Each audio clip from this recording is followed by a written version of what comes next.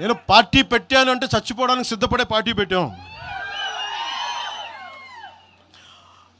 ఒక కాంగ్రెస్ నాయకుడు I love Pakistan డిబేట్లో మాట్లాడే ఒక కాంగ్రెస్ నాయకుడు ఈరోజు మీడియా ముందుకు తీసుకొచ్చి పవన్ కళ్యాణ్ ప్రెస్ మీట్ పెడితే పీస్ అండ్ హార్మనీ దెబ్బతింటుందని కామెంట్ చేస్తూ ఉన్నారు.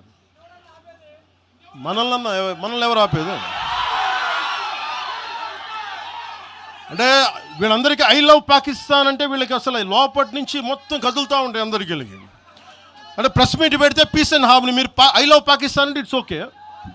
When I want do press addressing then it's an issue for you, law and order issue. అది పెహల్గామ్లో ఇంతమంది ఉగ్రవాదులు చంపేస్తే ఈ సోకాల్ కాంగ్రెస్ నాయకుడు ఎందుకయ్యా మాట్లాడలా? ఎందుకు మీరు నోరు మెదపలా?